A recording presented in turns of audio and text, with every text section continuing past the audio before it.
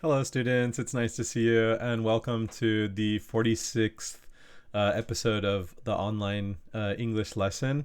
Today, we are going to be talking about some interesting legendary creatures in America.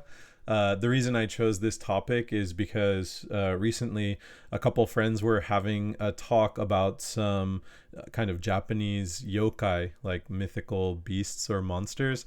And we were talking about the kappa and how the kappa is pretty unique in Japan. There's not many other kind of creatures or beasts like that in America, in my country. But we do have a lot of creatures, a lot of legendary creatures. So I went on the internet, I found a bunch of them, and I want to share with you, I think three. Yeah, three. So I'm going to talk to you about three American legendary creatures. And yeah, I hope you guys enjoy it. I thought it was funny to read about. It's interesting and it has some kind of cultural meaning or importance. And I want you guys to tell me about your country's legendary creatures, if you believe in them. What are they kind of used for? Like, do they teach a lesson or something like that? And let's have a conversation about sort of traditional culture. So I'm going to start. Today's essay is called American Legendary Creatures. A legendary creature is an entity, sometimes half man, half beast, that has not been scientifically proven to exist in real life. In the classical era means like the Renaissance, it could be 16th, 18th century. Actually, it could be even older, like mythology, like ancient Greece. Okay, anyway, in the classical era, monstrous creatures such as the Cyclops and the Minotaur appear in heroic tales for the main character to destroy. Other creatures, such as the unicorn, were claimed to be real in accounts of natural history by various scholars. Some legendary creatures have their origin in traditional mythology and were believed to be real creatures. For example, dragons, griffins, and unicorns. Others were based on real encounters, originating in accounts of travelers' tales.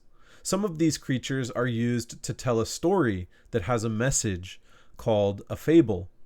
Other monsters are used to scare children who misbehave.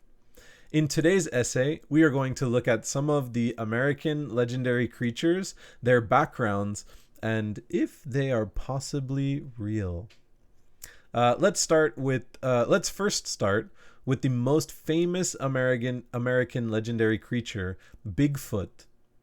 The legend of Bigfoot has a long history and dates back to Native American paintings or art depicting a very tall, hairy, walking man creature. Throughout the last 300 years, many people have claimed they saw a giant ape-like being walking on 2 feet through the forest. There are pictures, videos, footprints, and even audio recordings trying to prove the existence of Bigfoot. However, the majority of the biological scientific community have said that the Bigfoot does not exist. Bigfoot has become a pop culture icon and is the main character in many TV shows, comics, movies, and video games. His famous silhouette is on t-shirts, hats, and coffee mugs. Areas throughout the United States with a lot of forestry has made those areas Bigfoot refuges. And any hunting of Bigfoot is illegal in that area. They said if you try to hunt Bigfoot or if you catch and kill Bigfoot, you will go to jail for 5 years. He is a legendary creature that will live on in the modern culture as long as the forests are big and strong in the United States. Some legendary creatures are used as bedtime stories or ways to get children not to misbehave. And the Boogeyman is one such legendary creature. The Boogeyman is described in many different ways throughout history, but it always depicted as a scary monster covered in rags, like old cloths or dirty sort of old cheap clothes, with a disgusting face and sharp claws or teeth, who hides under the bed, usually under children's beds.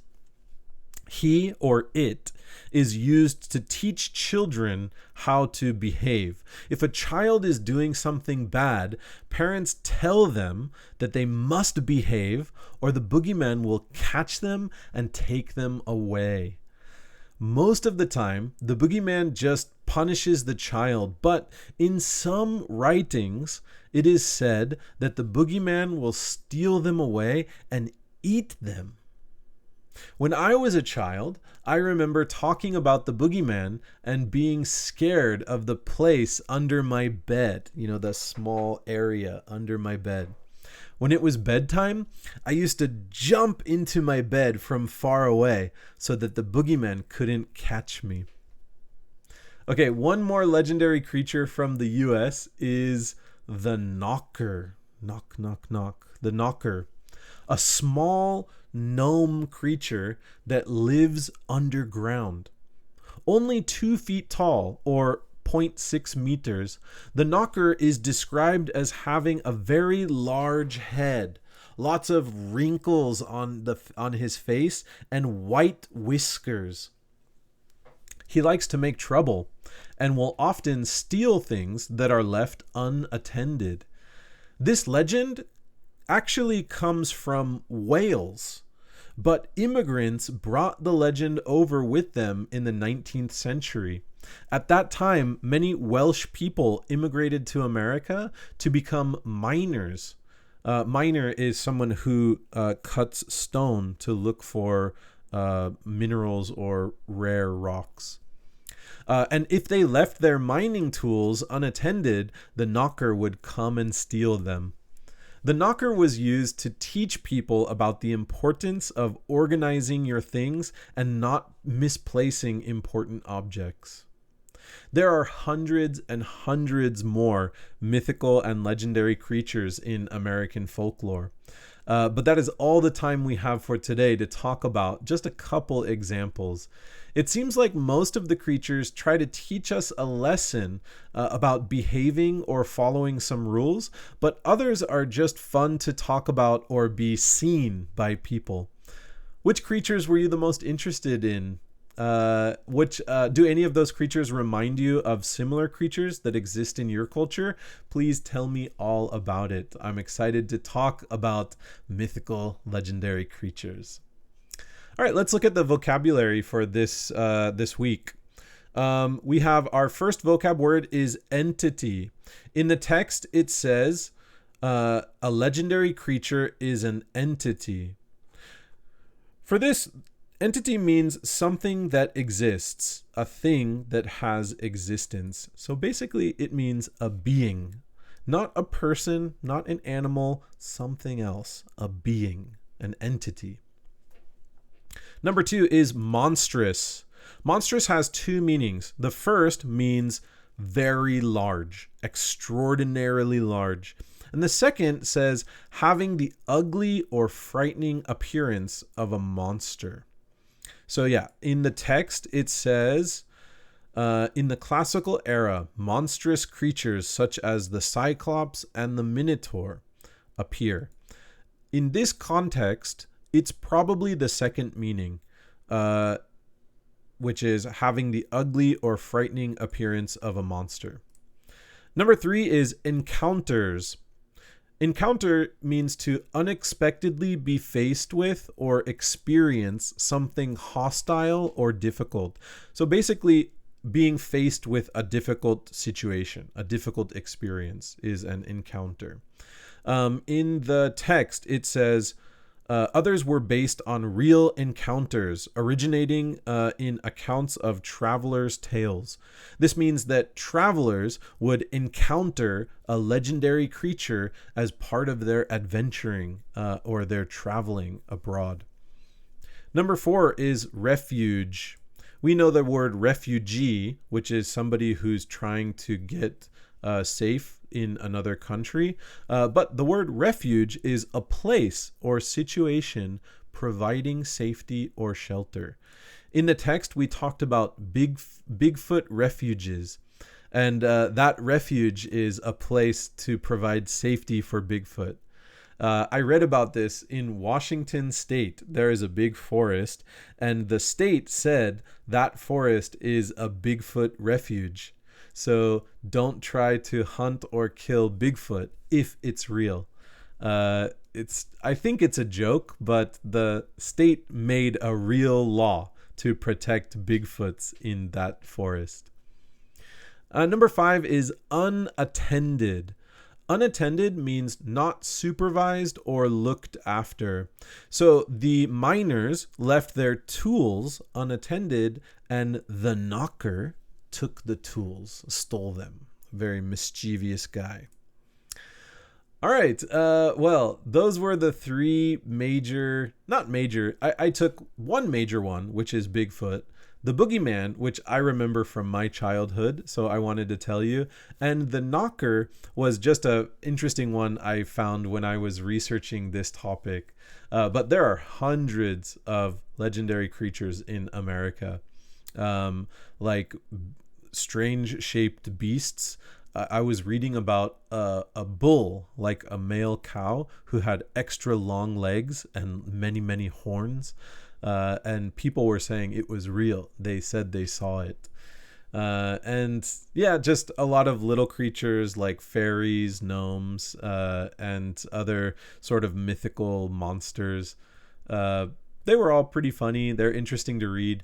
It seems like every small location has their own sort of legendary creature. So like Utah has one, or Idaho, or Ohio. All these places that have a lot of nature or a lot of countryside, they sort of see something scary at nighttime and they create a legend about something. Let's move on to our discussion questions. Our first discussion question says, which legendary creature from the essay would you like to meet? Meet means see. Would you like to see? Which legendary creature from the essay would you like to meet? Which one do you want to avoid? Please tell me the reason why. Number 2, tell me about a legendary creature in your culture. What is the reason for this creature? So I talked about like kappa from Japan. You can tell me about that. I want to hear about kind of a new creature. And what is the reason, like, for example, the reason the kappa exists is to try to scare children from swimming in dangerous places, maybe? So what is the reason for the creature that you're telling me about? What's the reason for this creature? All right, number 3. Do you think creatures should be used to teach lessons to children? Why or why not? Do you think it's a good idea to teach children like about these kind of creatures that will punish you if you do something bad, like the Boogeyman? Do you think that creatures should be used, or those legendary creatures should be used? Why or why not? Number 4, do you think any of these legendary creatures are real? Why or why not? Do you think any of these legendary creatures are real? Do you believe in these? Do you believe in Bigfoot or the Loch Ness Monster or UFOs or something like that? Why or why not? And number 5, do you think legendary creatures are a good way of learning about a new culture? If we study them and their culture and their meaning, can we learn about that culture, that kind of new culture? Please tell me what you think about that. All right, guys, that's all for episode 46. I hope you enjoyed learning about legendary creatures in America, and I hope you have some interesting facts to share about legendary creatures in your country. I'm looking forward to hearing your answers and responding to them, and thank you so much for watching this new episode. You guys have a good weekend, and I'll talk to you soon. Okay, goodbye, everyone. See you.